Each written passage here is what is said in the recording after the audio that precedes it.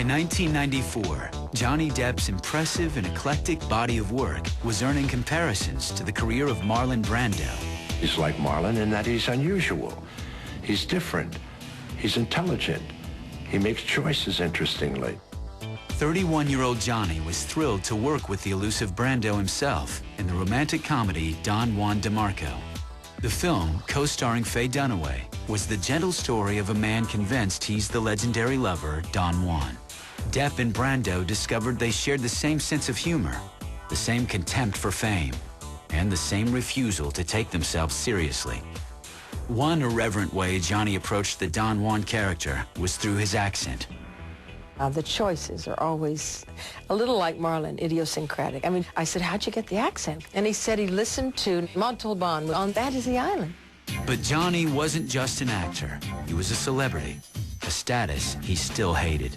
A Hollywood lifestyle and being successful in Hollywood does not lend itself to a stable, happy personal life. He was running around a lot, partying a lot, and there wasn't a lot of satisfaction, and he started acting out. In September 1994, Johnny and his girlfriend, model Kate Moss, checked into Manhattan's Mark Hotel. Late that night, the couple reportedly argued, and as his anger increased, Depp took out his frustrations on the furniture.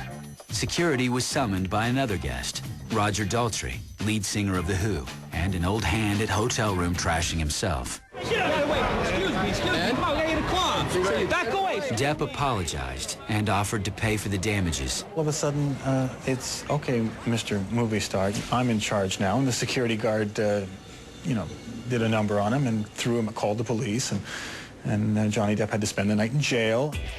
Johnny was sentenced to pay nearly $10,000 to the hotel. A worse punishment was being forced to discuss the incident endlessly in interviews.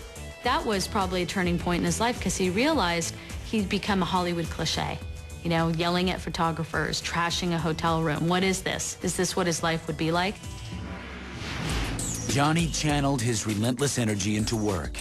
And in his next film, Nick of Time, he took on a role that he'd struggled to play for years in real life, that of a family man. Depp starred as an accountant whose daughter will be killed if he doesn't help would-be assassins commit a murder. Johnny's passion for family was a key reason he took on the part.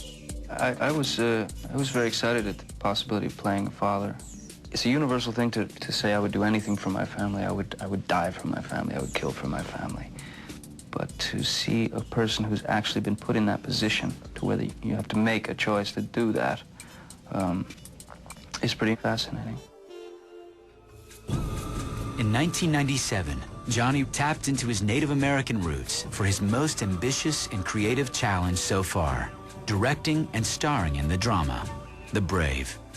The story is about a Native American man in Arizona who's mired in poverty, and he sells himself into a snuff film so that his family can have the money to get out of this. He was deadly committed to this, Johnny Depp, and he wrote the screenplay with his brother. Johnny invested his own money in the project. His passionate commitment convinced Marlon Brando to make a cameo appearance. But The Brave debuted at Cannes to blistering reviews, and the film was never released in America. How dare he try to make this serious film? It was crucified as like he had no right to do it. And I think that really made him bitter. Johnny silenced his critics with another knockout performance. In the fact-based drama Donnie Brasco, Depp played an undercover FBI agent opposite Al Pacino as the mobster he befriends and ultimately brings down. Johnny spent months studying the real-life agent he portrayed. The result was a performance of quiet, extraordinary intensity. He was able to stand up to Pacino, who, was really a powerful actor. It was peer-to-peer.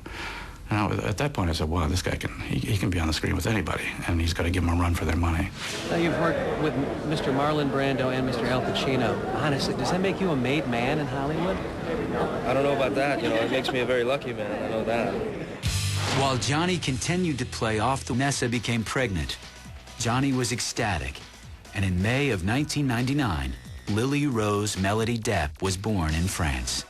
It's as if I was born that day. It was really like having some kind of fog lifted from my eyes and suddenly meeting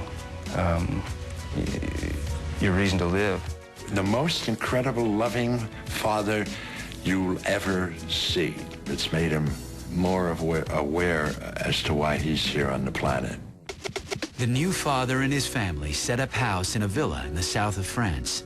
Here, Johnny could play with his daughter, walk to a cafe, hold hands with Vanessa, and not be hounded by a pack of paparazzi. He's gone through a period of very difficult years where the emotions ran high, and he feels now very solid. He feels like he's found personal happiness.